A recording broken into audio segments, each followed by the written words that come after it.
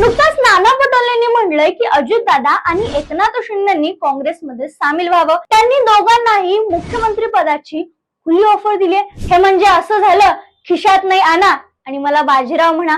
अरे बाबांनो, विधानसभेत विरोधी पक्ष नेतापद मिळण्याएवढी पण पात्रता तुमची नाहीये.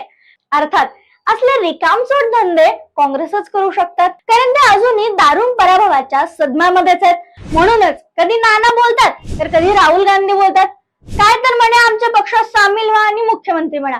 अरे हा छत्रपतींचा महाराष्ट्र आहे, इथे तुमच्यासारख्या बाजार गुन्ह्यांचं काम नाहीये.